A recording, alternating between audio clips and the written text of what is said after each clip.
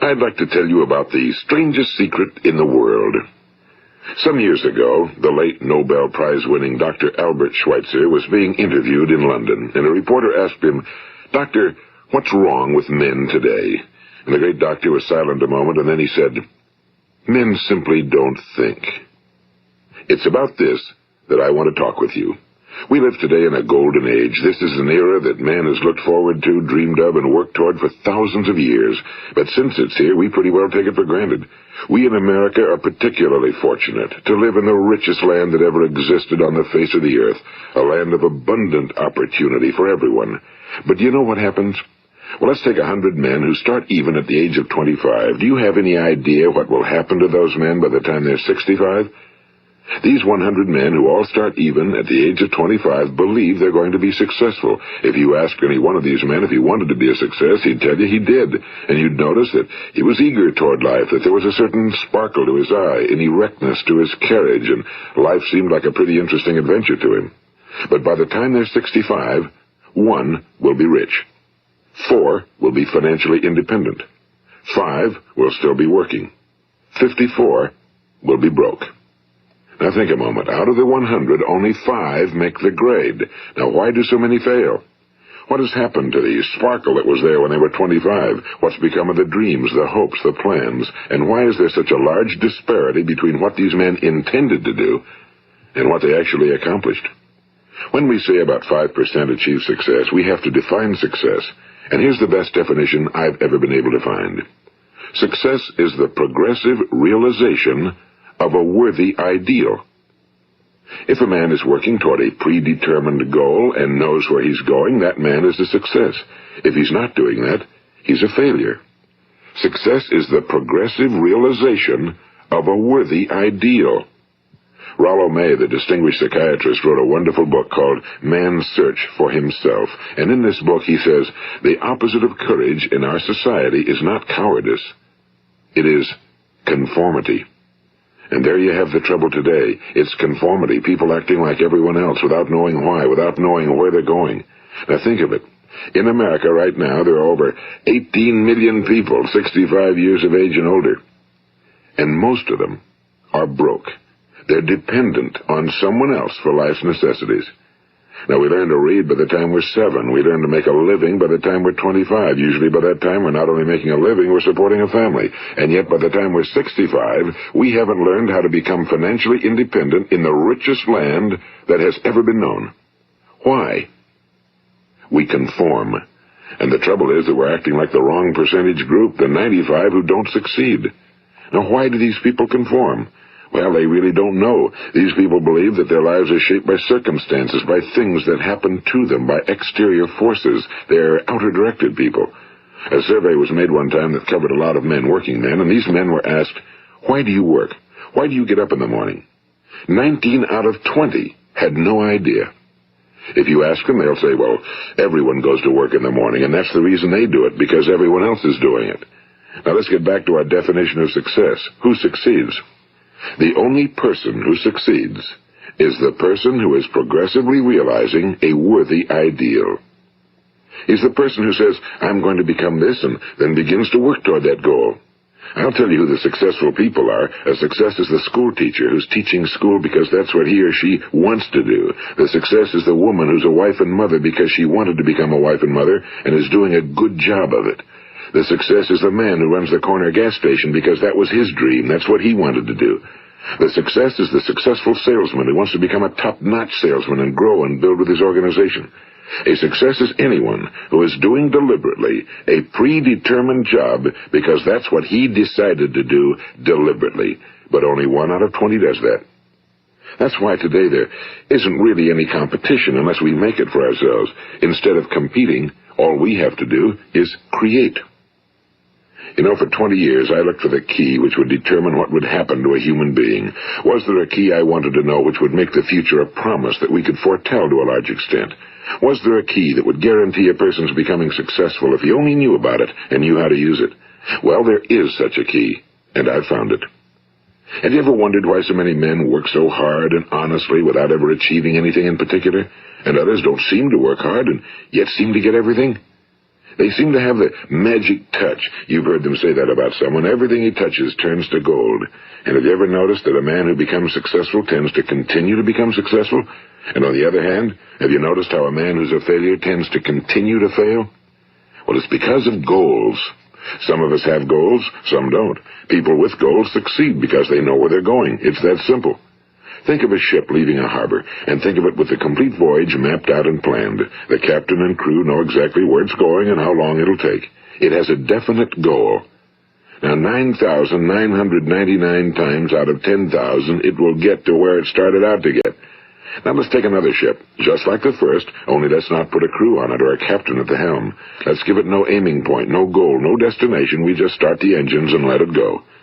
I think you'll agree with me that if it gets out of the harbor at all, it will either sink or wind up on some deserted beach, a derelict.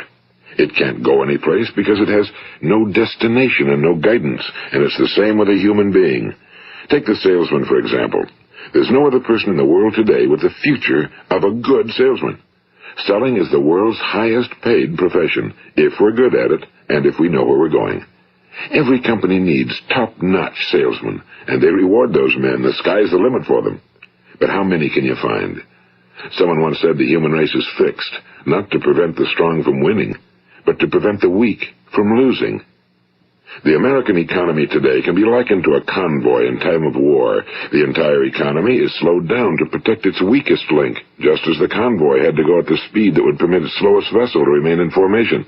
That's why it's so easy to make a living today. It takes no particular brains or talent to make a living and support a family today. So we have a plateau of so-called security, if that's what a person's looking for. But we do have to decide how high above this plateau we want to aim. Now let's get back to the strangest secret in the world, the story that I wanted to tell you today. Why do men with goals succeed in life and men without them fail? Well, let me tell you something which, if you really understand it, will alter your life immediately. If you understand completely what I'm going to tell you from this moment on, your life will never be the same again. You will suddenly find that good luck just seems to be attracted to you. The things you want just seem to fall in line, and from now on you won't have the problems, the worries, the gnawing lump of anxiety that perhaps you've experienced before. Doubt, fear, well, they'll be things of the past. Here's the key to success and the key to failure. We become what we think about. Now let me say that again. We become what we think about. Throughout all history, the great wise men and teachers, philosophers and prophets have disagreed with one another on many different things. It's only on this one point that they are in complete and unanimous agreement. Listen to what Marcus Aurelius, the great Roman emperor, said. A man's life is what his thoughts make of it. Disraeli said this. Everything comes if a man will only wait. I've brought myself by long meditation to the conviction that a human being with a settled purpose must accomplish it, and that nothing can resist a will that will stake even existence for its fulfillment. Ralph Waldo Emerson said this, a man is what he thinks about all day long. William James said, the greatest discovery of my generation is that human beings can alter their lives by altering their attitudes of mind. And he also said, we need only in cold blood act as if the thing in question were real, and it will become infallibly real by growing into such a connection with our life that it will become real. It will become so knit with habit and emotion that our interest in it will be those which characterize belief. And he also said, if you only care enough for a result, you will almost certainly attain it. If you wish to be rich, you will be rich. If you wish to be learned, you will be learned. If you wish to be good, you will be good. Only you must then really wish these things and wish them exclusively, and not wish at the same time 100 other incompatible things just as strongly. In the Bible you read in Mark 9:23, if thou canst believe, all things are possible to him that believeth. My old friend Dr. Norman Vincent Peale put it this way, this is one of the greatest laws in the universe. Fervently do I wish I had discovered it as a very young man. It dawned upon me much later in life, and I found it to be one of the greatest, if not my greatest discovery outside of my relationship to God. The great law, briefly and simply stated, is that if you think in negative terms, you will get negative results. If you think in positive terms, you will achieve positive results. That is the simple fact, he went on to say, which is at the basis of an astonishing law of prosperity and success. In 3 words, believe and succeed. William Shakespeare put it this way: our doubts are traitors and make us lose the good we oft might win by fearing to attempt. George Bernard Shaw said, people are always blaming their circumstances for what they are. I don't believe in circumstances. The people who get on in this world are the people who get up and look for the circumstances they want, and if they can't find them, make them. Well, it's pretty apparent, isn't it? And every person who discovered this for a while believed that he was the first one to work it out. We become what we think about. Now, it stands to reason that a person who's thinking about a concrete and worthwhile goal is going to reach it, because that's what he's thinking about, and we become what we think about. Conversely, the man who has no goal, who doesn't know where he's going, and whose thoughts must therefore be thoughts of confusion and anxiety and fear and worry, becomes what he thinks about. His life becomes one of frustration and fear and anxiety and worry. And if he thinks about nothing, he becomes nothing. Now, how does it work? Why do we become what we think about? Well, I'll tell you how it works as far as we know. Now, to do this, I want to tell you about a situation that parallels the human mind. Suppose a farmer has some land, and it's good fertile land. Now, the land gives the farmer a choice. He may plant in that land whatever he chooses. The land doesn't care. It's up to the farmer to make the decision. Now, remember, we're comparing the human mind with the land because the mind, like the land, doesn't care what you plant in it. It will return what you plant, but it doesn't care what you plant. Now, let's say that the farmer has 2 seeds in his hand. One is a seed of corn. The other is nightshade, a deadly poison. He digs 2 little holes in the earth, and he plants both seeds, one corn, the other nightshade. He covers up the holes, waters, and takes care of the land, and what will happen? Invariably, the land will return what's planted. As it's written in the Bible, as ye sow, so shall ye reap. Now remember, the land doesn't care. It'll return poison in just as wonderful abundance as it will corn. So up come the 2 plants, one corn, one poison. Now, the human mind is far more fertile, far more incredible and mysterious than the land, but it works the same way. It doesn't care what we plant. Success, failure. A concrete, worthwhile goal, or confusion. Misunderstanding, fear, anxiety, and so on. But what we plant, it must return to us. You see, the human mind is the last great unexplored continent on Earth. It contains riches beyond our wildest dreams. It will return anything we want to plant. Now, you might say, well, if that's true, why don't people use their minds more? Well, I think they figured out an answer to that one, too. Our mind comes as standard equipment at birth. It's free, and things that are given to us for nothing we place little value on. Things that we pay money for, we value. The paradox is that exactly the reverse is true. Everything that's really worthwhile in life came to us free. Our minds, our souls, our bodies, our hopes, our dreams, our ambitions, our intelligence, our love of family and children and friends and country, all these priceless possessions are free. But the things that cost us money are actually very cheap and can be replaced at any time. A good man can be completely wiped out and make another fortune. He can do that several times. Even if our home burns down, we can rebuild it. But the things we got for nothing, we can never replace. The human mind isn't used because we take it for granted. Familiarity breeds contempt. It can do any kind of job we assign to it, but generally speaking, we use it for little jobs instead of big, important ones. Universities have proved that most of us are operating on about 10% or less of our abilities. So decide now, what is it you want? Plant your goal in your mind. It's the most important decision you'll ever make in your entire life. What is it you want? Do you want to be an outstanding salesman? A better worker at your particular job? Do you want to go places in your company? In your community? Do you want to get rich? All you've got to do is plant that seed in your mind, care for it, work steadily toward your goal, and it will become a reality. It not only will, there's no way that it cannot. You see, that's a law, like the laws of Sir Isaac Newton, the laws of gravity. If you get on top of a building and jump off, you'll always go down. You'll never go up, and it's the same with all the other laws of nature. They always work. They're inflexible. Think about your goal in a relaxed, positive way. Picture yourself in your mind's eye as having already achieved this goal. See yourself doing the things you will be doing when you've reached your goal. Ours has been called the phenobarbital age, the age of ulcers and nervous breakdowns and tranquilizers, at a time when medical research has raised us to a new plateau of good health and longevity. Far too many of us worry ourselves into an early grave, trying to cope with things in our own little personal ways, without learning a few great laws that will take care of everything for us. These things we bring on ourselves through our habitual way of thinking.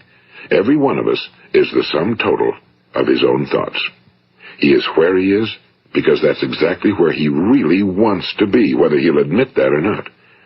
Each of us must live off the fruit of his thoughts in the future, because what you think today and tomorrow, next month and next year, will mold your life and determine your future. You're guided by your mind. I remember one time I was driving through eastern Arizona, and I saw one of those giant earth-moving machines roaring along the road at about 35 miles an hour with what looked like 30 tons of dirt in it. A tremendous, incredible machine, and there was a little man perched way up on top with the wheel in his hands guiding it. And as I drove along, I was struck by the similarity of that machine to the human mind. Just suppose you're sitting at the controls of such a vast source of energy. Are you going to sit back and fold your arms and let it run itself into a ditch? Or are you going to keep both hands firmly on the wheel and control and direct this power to a specific, worthwhile purpose? It's up to you. You're in the driver's seat. You see, the very law that gives us success is a two-edged sword. We must control our thinking. The same rule that can lead a man to a life of success, wealth, happiness, and all the things he ever dreamed of for himself and his family. That very same law can lead him into the gutter. It's all in how he uses it, for good or for bad. This is the strangest secret in the world. Now, why do I say it's strange, and why do I call it a secret? Actually, it isn't a secret at all. It was first promulgated by some of the earliest wise men, and it appears again and again throughout the Bible, but very few people have learned it, understand it. That's why it's strange, and why for some equally strange reason it virtually remains a secret. I believe that you could go out and walk down the main street of your town and ask one man after another what the secret of success is, and you probably wouldn't run into one man in a month who could tell you. Now, this information is enormously valuable to us if we really understand it and apply it. It's valuable to us not only for our own lives, but the lives of those around us, our families, employees, associates, and friends. Life should be an exciting adventure. It should never be a bore. A man should live fully, be alive. He should be glad to get out of bed in the morning. He should be doing a job he likes to do because he does it well. One time I heard Grove Patterson, the great late editor-in-chief of the Toledo Daily Blade, make a speech, and as he concluded his speech, he said something I've never forgotten. He said, "My years in the newspaper business have convinced me of several things. Among them, that people are basically good, and that we came from someplace, and we're going someplace. So we should make our time here an exciting adventure. The architect of the universe didn't build a stairway leading nowhere." And the greatest teacher of all, the carpenter from the plains of Galilee, gave us the secret time and time again. As ye believe, so shall it be done unto you. I've explained the strangest secret in the world and how it works. Now, on this side, I want to explain how you can prove to yourself the enormous returns possible in your own life by putting this secret to a practical test. I want you to make a test that will last 30 days. It isn't going to be easy, but if you'll give it a good try, it will completely change your life for the better. Now, back in the 17th century, Sir Isaac Newton, the English mathematician and natural philosopher, gave us some natural laws of physics which apply as much to human beings as they do to the movement of bodies in the universe. And one of these laws is that for every action, there is an equal and opposite reaction. Simply stated, as it applies to you and me, it means we can achieve nothing without paying the price. The results of your 30-day experiment will be in direct proportion to the effort you put forth. To be a doctor, you must pay the price of long years of difficult study. To be successful in selling, and remember that each of us succeeds to the extent of his ability to sell. Selling our families on our ideas, selling education in schools, selling our children on the advantages of living the good and honest life, selling our associates and employees on the importance of being exceptional people. To, of course, the profession of selling itself. But to be successful in selling our way to the good life, we must be willing to pay the price. Now, what is that price? Well, it's many things. First, it's understanding emotionally, as well as intellectually, that we literally become what we think about, that we must control our thoughts if we're to control our lives. It's understanding fully that as ye sow, so shall ye reap. Second, it's cutting away all fetters from the mind and permitting it to soar as it was divinely designed to do. It's the realization that your limitations are self-imposed and that the opportunities for you today are enormous beyond belief. It's rising above narrow-minded pettiness and prejudice. And third, it's using all your courage to force yourself to think positively on your own problem, to set a definite and clearly defined goal for yourself, to let your marvelous mind think about your goal from all possible angles, to let your imagination speculate freely upon many different possible solutions, to refuse to believe that there are any circumstances sufficiently strong to defeat you in the accomplishment of your purpose, to act promptly and decisively when your course is clear, and to keep constantly aware of the fact that you are, at this moment, standing in the middle of your own acres of diamonds, as Russell Conwell used to point out. And fourth, save at least 10% of every dollar you earn. It's also remembering that no matter what your present job, it has enormous possibilities if you're willing to pay the price. Now let's just go over the important points in the price each of us must pay to achieve the wonderful life that can be ours. It is, of course, worth any price. 1. You will become what you think about. 2. Remember the word imagination and let your mind begin to soar. 3. Courage. Concentrate on your goal every day. 4. Save 10% of what you earn. And 5. Action. Ideas are worthless unless we act on them. Now, I'll try to outline the 30-day test I want you to make. Keep in mind that you have nothing to lose by making this test and everything you could possibly want to gain. There are 2 things that may be said of everyone. Each of us wants something, and each of us is afraid of something. I want you to write on a card what it is you want more than anything else. It may be more money. Perhaps you'd like to double your income or make a specific amount of money. It may be a beautiful home. It may be success at your job. It may be a particular position in life. It could be a more harmonious family. Each of us wants something. Now write down on your card specifically what it is you want. Make sure it's a single goal and clearly defined. You needn't show it to anyone, but carry it with you so that you can look at it several times a day. Think about it in a cheerful, relaxed, positive way each morning when you get up, and immediately you have something to work for, something to get out of bed for, something to live for. Look at it every chance you get during the day and just before going to bed at night. And as you look at it, remember that you must become what you think about, and since you're thinking about your goal, you realize that soon it will be yours.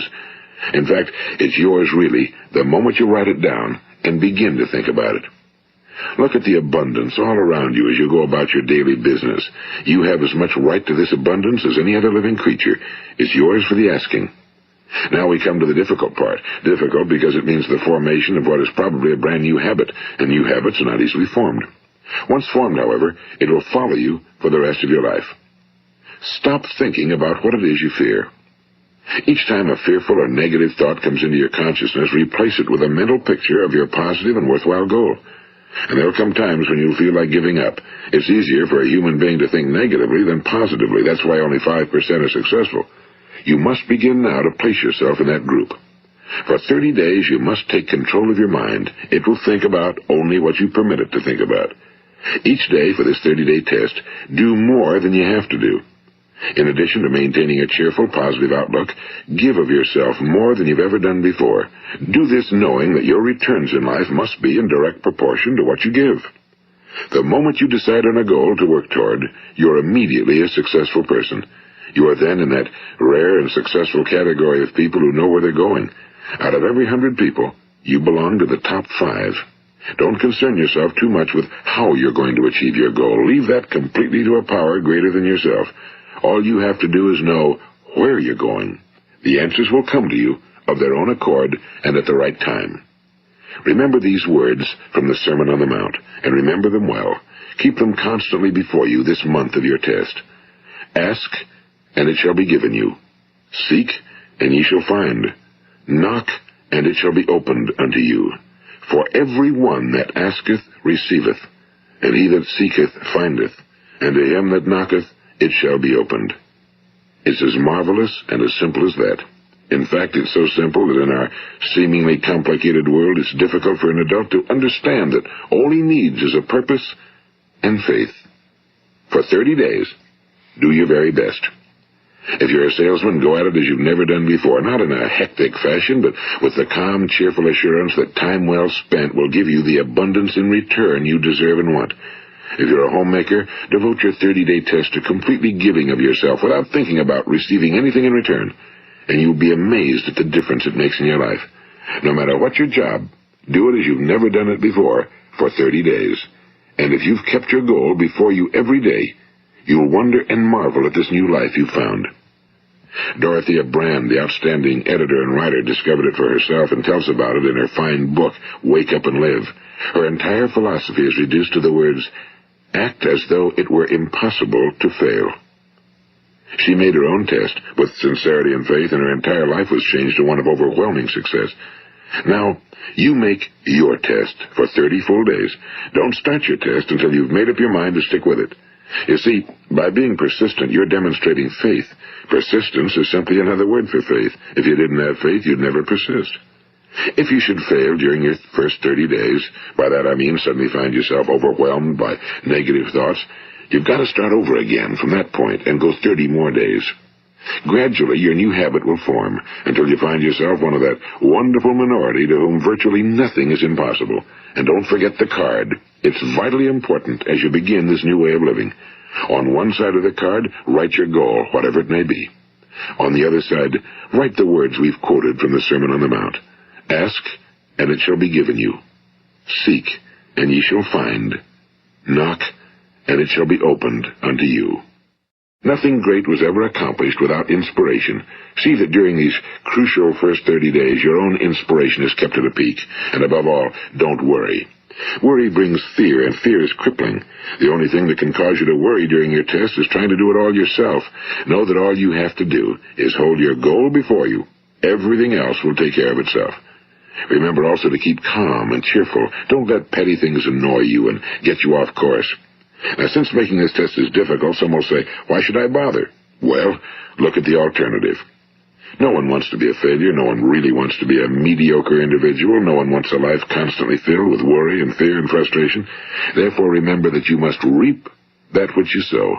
If you sow negative thoughts, your life will be filled with negative things. If you sow positive thoughts, your life will be cheerful, successful, and positive. Now, gradually, you will have a tendency to forget what you've heard on this recording. Play it often. Keep reminding yourself of what you must do to form this new habit. Gather your whole family around at regular intervals and listen to what's been said here. You know, most men will tell you that they want to make money without understanding the law. The only people who make money work in a mint. The rest of us must earn money. This is what causes those who keep looking for something for nothing or a free ride to fail in life. The only way to earn money is by providing people with services or products which are needed and useful. We exchange our time and our product or service for the other man's money. Therefore, the law is that our financial return will be in direct proportion to our service. Now, success is not the result of making money. Making money is the result of success, and success is in direct proportion to our service. Most people have this law backwards. They believe that you're successful if you earn a lot of money. The truth is that you can only earn money after you're successful. It's like the story of the man who sat in front of the stove and said to it, "Give me heat, and then I'll add the wood." How many men and women do you know, or do you suppose there are today, who take the same attitude toward life? There are millions. We've got to put the fuel in before we can expect heat. Likewise, we've got to be of service first before we can expect money. Don't concern yourself with the money. Be of service. Build, work, dream, create. Do this, and you'll find there's no limit to the prosperity and abundance that will come to you. Prosperity, is founded upon a law of mutual exchange. Any person who contributes to prosperity must prosper in turn himself. Sometimes the return will not come from those you serve, but it must come to you from someplace, because that's the law. For every action, there is an equal and opposite reaction. As you go daily through your 30-day test period, remember that your success will always be measured by the quality and quantity of service you render, and money is a yardstick for measuring this service. No man can get rich himself unless he enriches others. Now, there are no exceptions to a law. You can drive down any street in America and from your car estimate the service that's being rendered by the people living on that street. Had you ever thought of this yardstick before? It's interesting. Some, like ministers and priests and other devoted people, measure their returns in the realm of the spiritual, but again, their returns are equal to their service.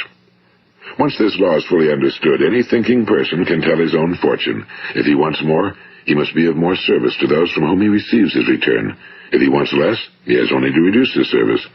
This is the price you must pay for what you want. If you believe you can enrich yourself by deluding others, you can end only by deluding yourself.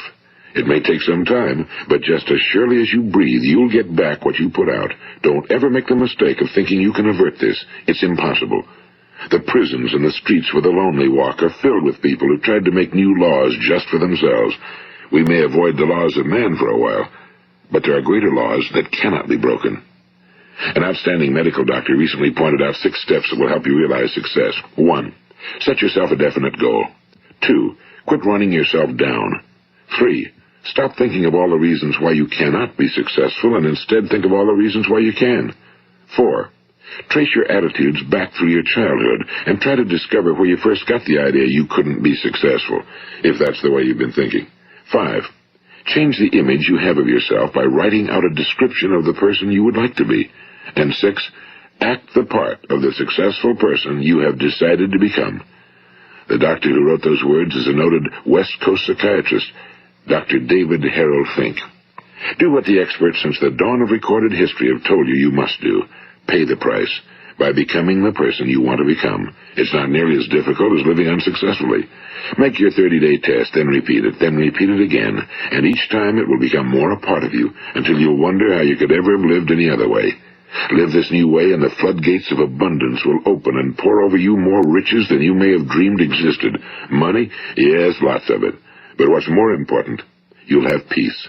You'll be in that wonderful minority who lead calm, cheerful, successful lives. Start today.